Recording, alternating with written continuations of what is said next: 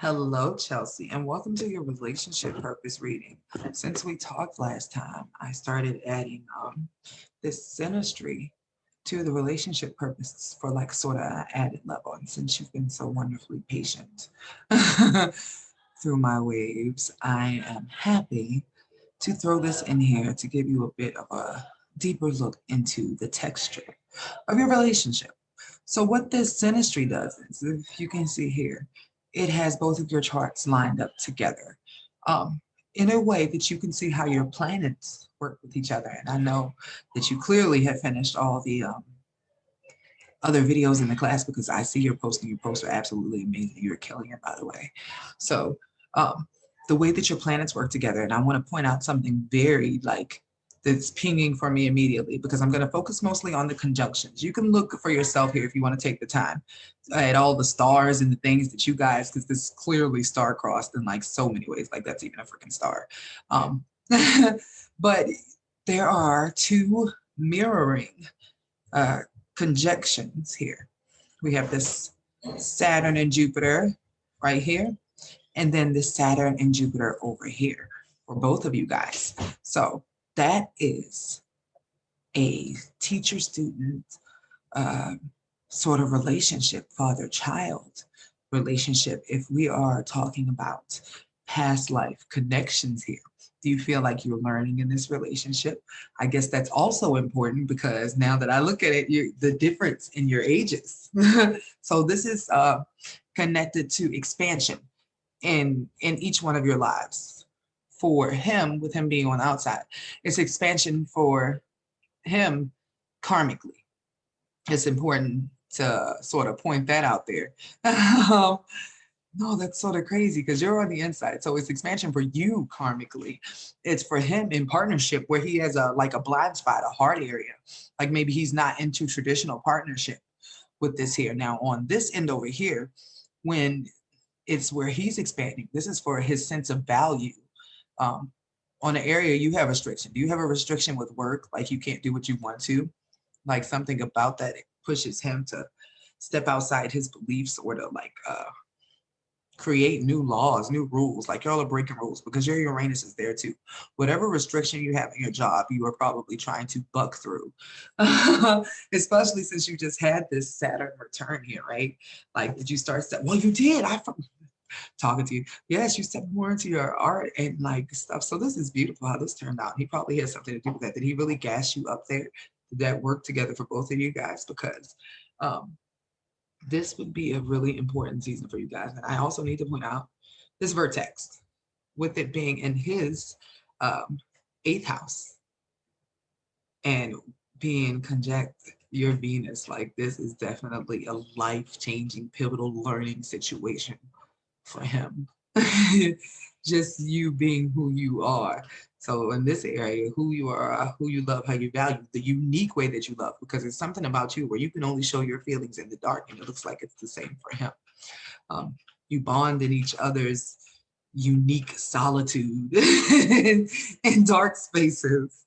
The next area we want to look at here is the fact that this freaking, besides the fact that your Mercury, your mind is still in his eighth house. You're healing like family maternal wounds. This is wild, right? Freaking astrology. Your sun is working with his south node. So what this is another signature for this to be sort of past life related. But it's in the ninth house. It's the house of studies. Um, Learning philosophy. So does he have spiritual guru energy? Do you feel like you would have followed him if he ran a cult? Because in this life, look at this. It's going up here to doing something more locally, being a part of a group, um, which is in your eighth house. So this is transforming you. Do you feel like your souls are melting into one? So let's look at your descendant because his descendant has the restriction, which means that he's sort of kind of like he's like one of those guys that'd be your forever boyfriend. Um, or marriage would just be like some paper that you have between you two, as opposed to I'm looking over here at your marriage house, but that's where his mind is. So his brain is still your partner, but you guys have this, it's a business partnership with this here. Like you guys are definitely being brought together for something creatively. Look at this, where your vertex is, which is that karmic, I believe, asteroid. It's in who he is. It's in his rising, his descendant, the person who he is. But it's in your house of creativity. Like this whole relationship is meant to inspire. Because look, his partnership house, all his Libra energy, which is about his seventh house. The Pluto is in your family house. His Uranus is in your fifth house, and his soulmate marker. You get what I mean there? So this is like a best friend partner that would also be a really amazing manager with this sort of setup, which is like the wildest thing. So we dipped off the eighth house last time, but I'm so happy that it came now where I could discuss this with you, because this is his moon in Pisces, working with your part of fortune. So your connection to his emotions, sorry about that. His emotions inspire you. They they spark, and it shows up in your career. Now it appears that he has a wound, and the transits are actually, he's having a Chiron return. So any feelings he has about not being able to express his own creativity will be coming up. Because your drive, who you are, and your work and what you do is really like a fire, a passion that he's learning to have. It was wounded at some point. For some reason, he wasn't able to express himself creatively like he needed to. So this could be an interesting combination, right? I'm sure you know you're in it. So I'm about to go to the composite chart now so I can get to that eighth house and beyond to finish breaking it down. So now with some new stuff, I know you guys are taking the path of being of service as a team. Um, Teamwork makes the dream work. Oh, because you're going to have your Saturn return, not the end of next year, I believe, for this relationship, as you guys work on what you are meant to be doing in the public eye. That's where your expansion and is your growth, music, film, um, art, anything that allows you to bring your channelings into reality. For your relationship, that's where your vertex, the karmic asteroid is. Y'all owe something as of service that comes through your intuition and your gifts. That is beyond you. It's a contribution to society. In some ways, you're coming here from a place of you guys being creative in another life, possibly even royalty. But either way, you came this time to be of service to humanity, to help. This is because this is the soulmate marker. This is a relationship where you guys actually belong together in another place, and you came together to do something together. That's supposed to heavily affect your finances. Because look at the second house. The sun is there, Pluto is there, and Mercury is there. Like if you guys were to share art, once again, literature, anything that's beautiful, anything that brings balance to the people, anything that sends a message to the underdog, this is all about peace. And the Virgo is about being of service, helping, healing people. Now your Lilith is in Libra right here, so you might be what's the word? Sort of diplomatic, fighter diplomatic, and that would be on your sleeve. Always fighting for the underdog, or you'd be the people that would really always be up for debate. With this here, just on your sleeve, so your words are important. And that's once again backed up by the fact that Uranus, which is like your power, your radical power, is in Scorpio first and foremost, but in the third house. So when you say things, you're uncovering things, you are speaking for things that make people uncomfortable when you talk about them, especially in regards to sex and money and slavery and poverty and death and all that sort of stuff. It's important to mark this. Neptune is in fourth, which means karmic things. And for you guys, it's a family. It's possibly even a traveling family or somewhere foreign, because it looks like Taurus right here, even though that's a wound for you guys, there's something about wealth or traveling or not being able to leave from your house that caused the issue with you guys. Like living where you are has stagnated you in some place. But once again, we're looking at where that radical change is, the third house. So once that takes place, there is a wealth to be earned somewhere outside of where you guys come from, which is backed up by the Sagittarius that you have here.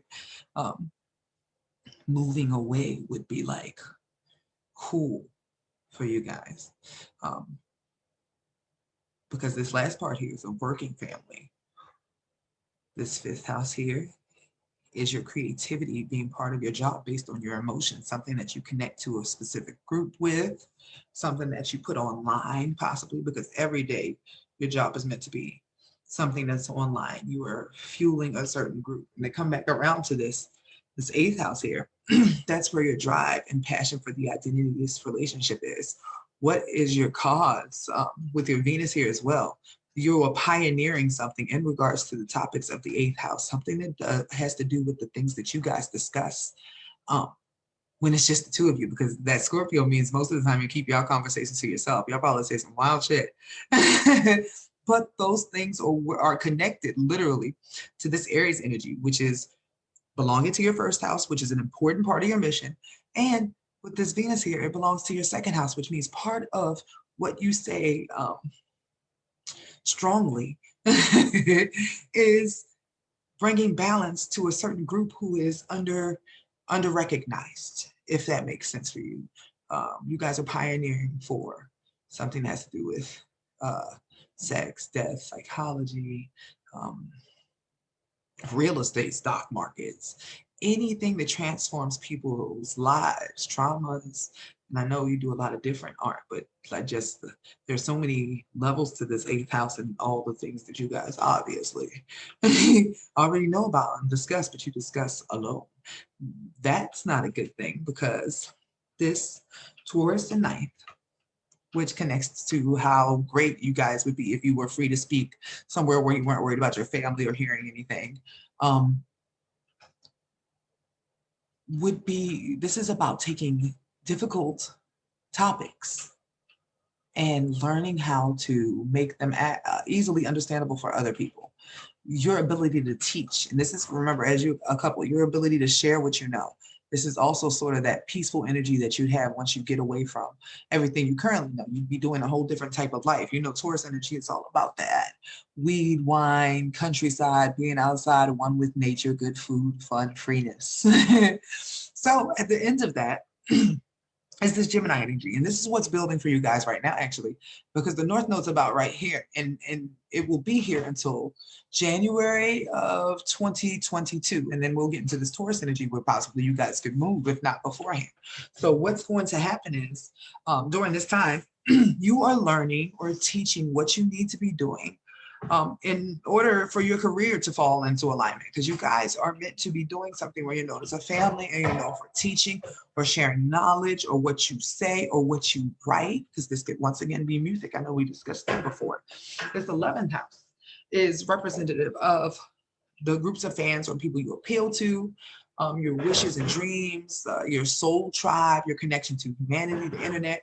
Once again, this is a sign that you guys are meant to be known as a family, known for your home, but you'd also be a part of a group of people for families, for children, and because of this Leo energy, for creatives, for other artists, other leaders, other speakers, other people who inspire the collective.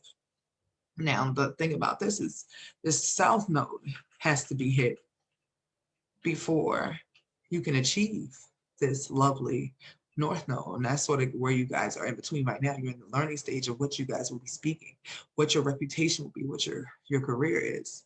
But did you have any hints of what your creativity was? Have you guys been having fun figuring out what you're into, what your unique rhythm is, what you have to contribute to the society karmically because of where you come from? Because this is all very interesting that you both volunteered to come here and find each other as a team. I look forward to hearing from you, Chelsie. Have a good evening.